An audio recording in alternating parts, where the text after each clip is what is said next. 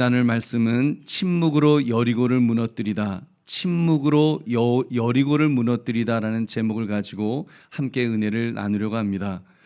위기를 만나게 되면 사람들은 말을 많이 하게 됩니다. 어떻게 해야지, 누가 뭘 잘못했길래 이런 일이 일어나는 것이지, 이번에 무조건 해결해야 되는데, 이번에 무조건 이겨야 되는데 이거 어떻게 하지? 여러분, 불안하니까 마음의 평안을 얻기 위해서 아무 말 대잔치를 벌이려고 합니다.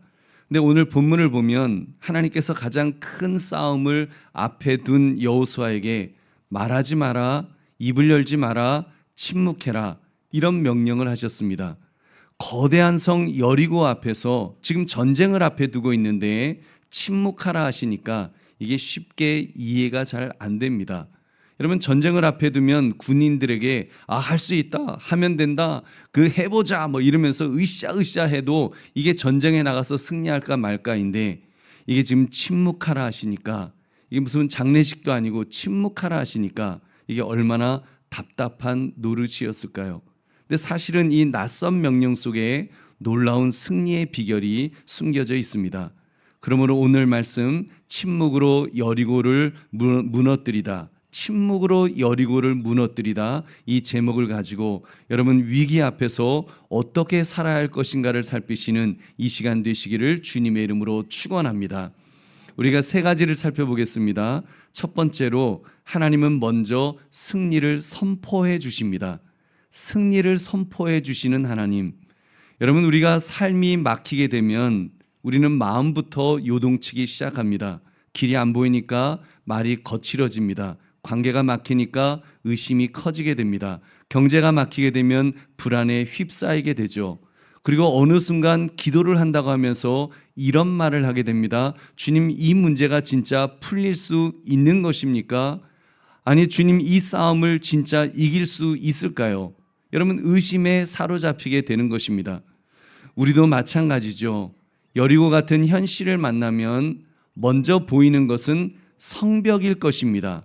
견고하고 그 단단한 그 성벽, 굳게 닫혀있는 성문, 여러분, 내 힘으로는 절대로 열 수 없을 것 같은 그 문이 먼저 보일 것입니다. 우리 1절 말씀을 같이 읽겠습니다. 시작. 이스라엘 자손들로 말미암아 여리고는 굳게 닫혔고 출입하는 자가 없더라. 아멘. 여러분, 이 말은 현실적으로 막혀 있다는 것을 뜻합니다. 출입문이 없는 것이나 마찬가지라는 겁니다. 내 힘으로 열 수 없고 내 힘으로 정복할 수 없다고 느끼는, 정말 그러니까 이제 근처에도 갈 수 없는 지금 그런 상황. 출입하는 자가 없더라. 이제는 앞에 갈 수도 없는 그런 상황이 되었다는 것입니다. 더구나 이 여리고성을 자세히 들여다보면 두 겹으로 되어 있는 것을 볼 수 있습니다. 바깥 성벽이 두께가 2m, 그리고 안쪽 성벽은 두께가 4m. 여러분, 바깥 성벽보다 2배나 더 두꺼운 이중 구조의 성벽이었습니다. 여러분, 이 성벽의 구조가 어쩌면 저와 여러분의 마음의 구조와 비슷하지 않을까 생각해 봅니다. 우리에게도 바깥쪽에 성벽이 있습니다. 가정의 문제, 관계의 문제, 경제적인 문제, 건강과 자녀의 문제, 아무리 애써도 안 되는 난공불락의 현실이 여리고 성벽처럼 우리 앞에 이렇게 우두커니 서 있습니다. 그것들은 아무리 기도를 해도 꿈쩍하지 않을 것 같은 견고한 성벽으로 느껴집니다. 그래서 그 성벽을 만난 사람들은 낙심하게 됩니다. 좌절하게 됩니다. 그런데 더 큰 문제는, 여러분, 우리 속에 성벽이 하나 더 있습니다. 바깥 성벽보다 더 두꺼운 안쪽에 성벽이 숨어 있습니다. 이러한 안쪽 성벽은 우리들이 내적으로 쌓아 올린 내면을 가리킵니다. 인생을 살다가 상처를 받으면 마음이 다칩니다. 두려움에 휩싸이게 되면 그 문이 더 단단하게 닫힙니다. 그때 우리는 자기 관념과 고집으로 더 두꺼운 성을 쌓게 되는데, 처음에는 나를 지키려는 어떤 방어용 같았는데 나중에 보니까 우리가 그 속에 갇히는 감옥과 같은 것이 되어버립니다. 그러니 밖에 여리고만 무너져서는 끝이 안 납니다. 왜냐하면 내 안쪽 성벽이 그대로 남아있기 때문입니다. 그러한 여리고성을 어떻게 우리가 무너뜨릴 수가 있을까요? 여러분, 사람으로는 할 수 없습니다. 저나 여러분으로는 할 수 없습니다. 하나님만이 하실 수 있는 줄 믿으시기 바랍니다. 하나님만이 하실 수 있죠. 여러분, 어떻게 하나님은 그 여리고성을 완벽하게 무너뜨리실까요? 우리 2절부터 함께 읽겠습니다. 시작. 여호와께서 여호수아에게 이르시되 보라, 내가 여리고와 그 왕과 용사들을 내 손에 넘겨주었으니. 아멘. 여러분, 여기서 중요한 점은 그 성을 무너뜨리는 주체입니다. 보라라는 선포를 들어보십시오. 무엇을 보라는 것입니까? 내가 여리고와 그 왕과 용사들을 너의 손에 넘겨주겠다. 주체가 하나님이시라는 것입니다. 즉, 하나님께서 그 여리고성을 함락시키셔서 이스라엘 백성들에게 넘겨주시겠다. 여러분, 지금 그 주실 것을, 하나님이 주실 것을 보라는 것입니다. 할렐루야. 보배는 성도님들, 진짜 믿음은 현실을 부정하는 것이 아닙니다. 현실보다 먼저 약속의 말씀, 하나님의 말씀을 붙드는 것이 믿음입니다. 여러분, 하나님께서 내 손에 넘겨주었으니, 하나님께서 넘겨주셨다는 것이죠. 이 표현은 미래형이 아니라 완료형입니다. 이미 넘겨주셨다는 말씀, 즉 확정된 뜻을 선포할 때 여러분 자주 쓰이는 그런 방식입니다. 우리 눈에는 아직 성벽이 있지만, 아직 성벽이 우리 눈에는 그대로 있는 것 같지만 하나님은 이미 소유권을 우리에게 넘겨주신 줄로 믿습니다. 여러분, 하나님이 나에게 이미 그 소유권을 넘겨주셨다. 이것을 믿음의 눈으로 바라보는 것입니다. 왜 그럴까요? 전쟁의 결과는 이스라엘의 능력이 아니라 여러분 하나님의 주권에 달려있기 때문입니다. 하나님은 가능성을 말씀하지 않으십니다. 하나님은 결정을 선포하시는 분이신 줄로 믿습니다. 하나님은 결정된 것을 이미 하나님이 주셨다라고 말씀하시면 그건 주신 것입니다. 결정된 것입니다. 그 결정을 선포하시는 분이십니다. 여기서 복음의 원리가 드러납니다. 명령보다 약속이 먼저입니다. 싸움보다 선포가 먼저입니다. 그러니까 신앙은 내가 승리를 만들어내는 기술이 아니라 여러분 주님이 주신 승리를 받아들이는 믿음인 줄로 믿습니다. 여러분, 그렇습니다. 예수 그리스도 안에서 하나님의 최종 승리는 이미 확정되었습니다. 십자가를 통해서, 부활을 통해서 이미 확정된 줄로 믿습니다. 그러므로 여리고는 승패를 알 수 없는 그런 전쟁터가 아니라 승리를 배우는 학교가 되는 줄 믿으시기 바랍니다. 학교가 되는 겁니다. 이미 하나님께서 주신 승리를 배우는 학교, 그것이 여리고 앞에 우리가 있는 그 모습입니다. 그러므로 우리는 이 승리의 방식 안으로 들어가야 합니다. 내가 주님을 내 편으로 끌어오는 것이 아니라 주님이 선언하신 승리 안으로 내가 들어가야 할 줄로 믿습니다. 여러분, 그렇다면 우리의 싸움은 이렇게 정리됩니다. 될까 말까를 계산하는 것이 아니라 이미 주셨음을 믿고 따라가는 것입니다.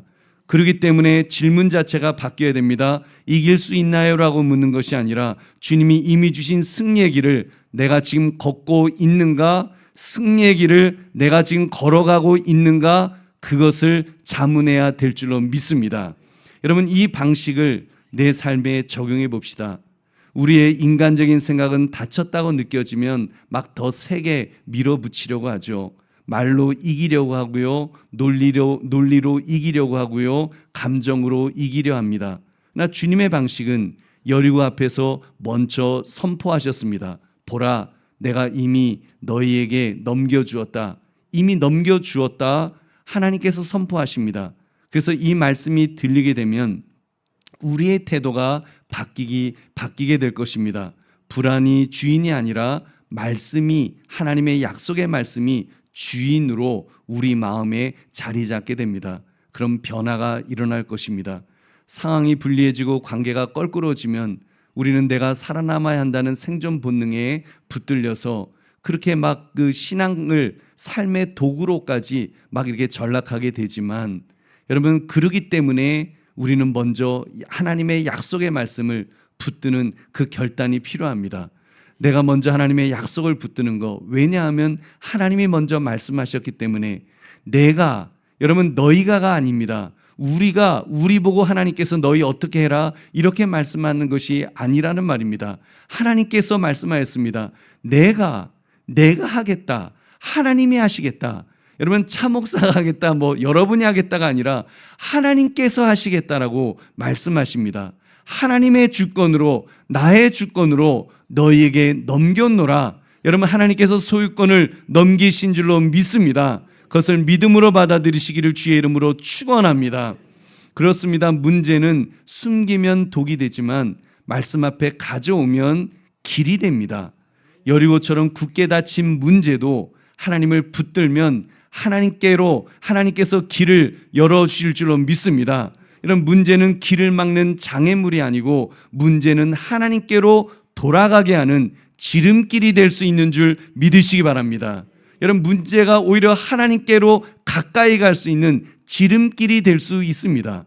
여러분, 닫힌 현실 앞에서 먼저 해야 할 일은 그래서 약속의 말씀을 붙드는 것입니다. 주님의 말씀을 붙드는 것입니다. 주님, 제 눈에는 아직 닫힌 문입니다. 제 눈에는 길이 보이지 않습니다. 문이 열려 있지 않습니다. 나 하나님께서 주신다고 약속하셨사오니, 주셨다고 약속하였사오니 그 약속의 말씀을 붙듭니다. 말씀을 붙들고 나아가기를 원합니다. 주님 앞에 고백하시기를 주님의 이름으로 축원합니다.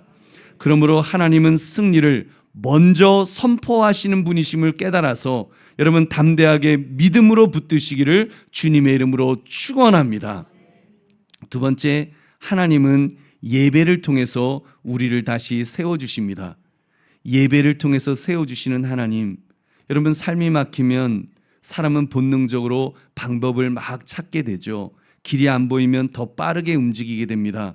불안이 커지면 더 강하게 주장하게 되죠. 관계가 흔들리면 말로 이기려고 합니다. 가정에서도, 직장에서도, 교회에서도 문제가 생기면 막 혼자 중얼거리죠. 어떻게 해야 되지? 뭘 먼저 해야 되지? 누가 움직여야 되지? 막 현실이 급하니까 여러분, 기도도 급해지는데 문제는 기도가 짧아집니다. 기도할 시간도 없어집니다. 그리고 신앙도 전술처럼 그렇게 변질되어 버립니다. 근데 여러분, 여호수아 6장에서 하나님은 승리를 먼저 선언하신 뒤에 그 승리를 어떤 방식으로 누리며 살아가야 하는지를 가르쳐 주셨습니다. 즉, 하나님은 결과만 주시는 분이 아니라 우리를 과정을 통해서 훈련시키시는 분이신 줄 믿으시기 바랍니다. 과정을 통해서 훈련시키시는 분, 그 훈련은 바로 예배입니다. 예배를 통해서 우리 여호수아서 6장 3절부터 5절까지 같이 읽겠습니다. 시작. 너희 모든 군사는 그 성을 둘러 성 주위를 매일 한 번씩 돌되 엿새 동안을 그리하라. 제사장 7은 7 양각 나팔을 잡고 언약궤 앞에서 나아갈 것이요, 7째 날에는 그 성을 7번 돌며 그 제사장들은 나팔을 불 것이며 제사장들이 양각 나팔을 길게 불어 그 나팔 소리가 너희에게 들릴 때에는 백성은 다 큰 소리로 외쳐 부를 것이라. 그리하면 그 성벽이 무너져 내리리니 백성은 각기 앞으로 올라갈지니라 하시매. 아멘. 너희 모든 군사는 그 성을 둘러 성 주위를 매일 한 번씩 돌되 엿새 동안 6일 동안 돌아라. 지금 그 명령을 하십니다. 성을 도는 거, 이스라엘 백성들이 성을 돌아가는 거, 이걸 무슨 전쟁을 위한 전술이라고 우리가 말할 수가 없죠. 이건 그냥 예배의 모습입니다. 예배죠. 하나님이 정하신 방법은 한 번에 무너뜨리시는 것이 아니라 매일 한 번씩 도는 반복적인 순종을 하라고 말씀하십니다. 여기서 핵심은 강하게가 아니라 강하게 쳐라, 한 번에 팍 하고 세게 쳐라, 그것이 아니라 그냥 뱅글뱅글 돌아라. 지금 돌라는 말씀입니다. 매일 돌아라. 그것도 하나님께서 명령하신 대로 계속 돌아라. 이것은 하나님께, 여러분, 그렇게 계속 도는 그 행위는 가만 보면 하나님께 나를 맞추는 행위라고 볼 수 있습니다. 즉 순종입니다. 반복적인 순종, 꾸준한 순종, 끝까지 해내는 순종입니다. 여러분, 또한 이 본문을 자세히 보시면 행진의 그 중심에 언약궤가 있습니다. 언약궤는 하나님의 임재를 보여주는 표지죠. 그러니까 이 행진은 군사작전이 아니죠. 거룩한 예배 행렬인 것입니다. 그 예배 행렬 한가운데 하나님이 서 계신 것입니다. 백성들은 하나님을 앞세우고 그분의 임재를 따라서 이제 그 여리고성을 그렇게 돌았던 것입니다. 우리 보배로운 성도님들, 하나님이 우리 앞에 계시면 우리는 뚫고 나가야 될 벽보다 그제서야 여러분 따라야 될 그 주님 하나님이 보이기 시작할 줄로 믿습니다. 여러분, 우리 앞에 계시면 하나님을 먼저 볼 수 있게 됩니다. 그리고 하나님은 여기에 또 하나의 중요한 장치를 넣으셨습니다. 그것은 바로 제사장들의 나팔이었습니다. 나팔은 전쟁 신호이지만 동시에 하나님의 통치와 임재를 선포하는 찬양의 소리입니다. 즉 나팔은 사람의 함성이 아니라 하나님을 향한 찬양의 소리인 것입니다. 하나님은 여리고를 무너뜨리기 전에 백성의 마음에 먼저 이것을 새기게 하셨습니다. 이 싸움은 하나님의 말씀으로만 이길 수 있다. 하나님의 권능으로만 이길 수 있다. 우리 힘으로 이기는 것이 아니다. 하나님으로 이기는 것이다. 이것을 그 마음속에 심어주신 것입니다. 여기서 우리는 질문하게 됩니다. 왜 하나님은 이토록 느리고 반복적인 이 예배의 방식으로 우리를 인도하시려는 것일까요? 왜 빨리 해결해 주지 않으셨을까요? 왜 한 번에 무너뜨리지 않으실까요? 그것은 우리의 조급함을 다루고 계시기 때문입니다. 우리는 빨리 무너져야 진짜 믿음이 생긴다고 여깁니다. 하나님은 믿음이 먼저임을 가르쳐 주시려고 하십니다. 그래서 하나님은 성벽보다 먼저 우리 안에 이 급한 마음을 내려놓게 만드십니다. 우리 안에 그 통제욕을 통제하고자 하는 그 욕심을 무너뜨리십니다. 내가 주인 되어 해결하는 마음, 그것을 먼저 꺾으시는 것입니다. 여러분, 이 말씀을 적용해 보면 이렇습니다. 우리는 내가 고집하는 나만의 방식이 있습니다. 부부 갈등이 생기면 내 논리를 펴게 되고 내 억울함, 내 정당함을 주장하게 됩니다. 직장 문제 앞에 서게 되면 내 계산이 먼저고 내 자존심이 먼저가 되죠. 자녀 문제 앞에서는 나의 불안, 나의 내가 비교하는 것들, 또 조급함, 그런 마음, 그런 것들이 있습니다. 하나님이 요구하시는 것은 그런 나의 방식이 아니라 여러분 하나님의 방식, 즉 순종을 요구하시는 줄로 믿습니다. 하나님은 하나님의 방식대로 순종하기를 원하십니다. 그래서 여러분, 청년들은 당장 결과가 안 나오면 무기력해지기가 쉽죠. 기도해도 안 바뀐다는 생각이 들어서 포기할 것입니다. 중년은 가정과 일의 무게 때문에 또 조급해지기가 쉽습니다. 빨리 해결해야 된다는 압박 속에서 예배가 뒷전으로 밀려나갈 수 있습니다. 노년은 건강과 외로움 때문에 더 큰 불안에 휩싸이기 쉽습니다. 그러다 보니까 정말 말씀이 중심이 아니고 예배가 중심이 아니고 자기의 걱정이 중심이 되어버립니다. 그런데 여호수아서 6장은 모든 세대를 향해서 동일한 가르침을 우리에게 주고 있습니다. 하나님의 해결책은 예배를 회복하는 것이다. 하나님이 중심에 계시도록 하는 것이다. 하나님을 바라보는 것이다. 지금 그 사실을 우리에게 말씀하십니다. 예배가 먼저인 줄로 믿습니다. 여러분, 믿음이 먼저야 합니다. 나의 걱정보다, 나의 환경보다, 나의 판단보다, 나의 계산보다 하나님이 먼저이신 줄 믿으시기 바랍니다. 여러분, 그러므로 이번 주 실천 하나를 제안드립니다. 갈등의 순간에 말이 먼저 나오려고 할 때 이 원리를 한번 붙들어 보시기 바랍니다. 주님, 제가 지금 제 방식으로 해결하려고 합니다. 주님, 저를 예배의 자리로 돌아가게 하옵소서. 예배의 자리로 돌아가서 먼저 하나님을 바라볼 수 있도록, 하나님을 의지할 수 있도록, 하나님의 말씀을 기다릴 수 있도록 하나님 나에게 믿음을 주십시오. 하나님 나에게 하나님이 왕 되시도록 왕의 자리를 내어드리게 주님 나를 붙들어 주십시오. 여러분, 주님 앞에 기도하시기 바랍니다. 그렇게 하루하루 한 바퀴 한 바퀴 돌다 보면 여러분, 작은 순종을 그렇게 한번 반복해 보시기 바랍니다. 그렇게 기도의 자리를 지키십시오. 말씀 읽는 시간을 고정시키십시오. 분노가 올라올 때 입술을 무십시오. 그리고 침묵하십시오. 이것이 여리고를 도는 순종의 모습인 줄 믿으시기 바랍니다. 보배로운 성도님들, 혹시 지금 문제가 해결되지 않아서 정말 나는 더 크게 말하고 싶고 더 세게 밀어붙이고 싶고 더 빨리 결론 내고 싶은 그런 상황에 계신 분은 안 계십니까?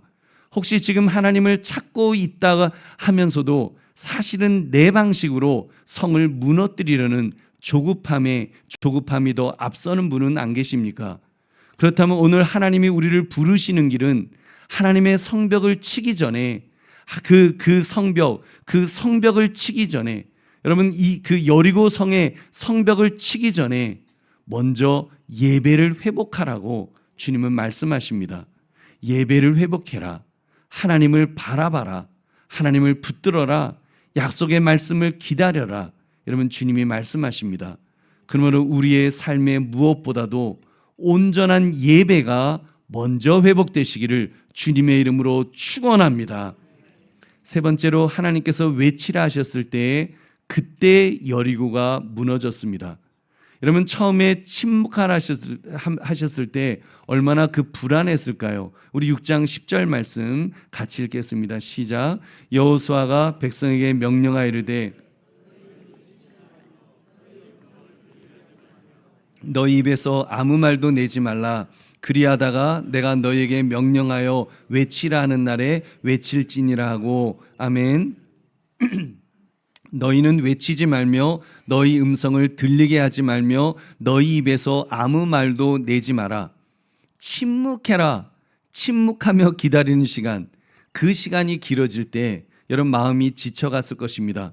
이렇게 돌기만 해서 이게 뭐가 달라질까? 기도해도 그대로인데 이게 뭐가 의미가 있나? 예배해도 내 현실은 안 변하는데, 정말 변하는 게 아무것도 없는데 하나님이 진짜 이게 일하고 계시는 것이 맞을까? 이런 의심이 들기 시작하면 순종을 멈추고 싶어질 것입니다. 바로 그 지점이 사실은 신앙의 고비이죠.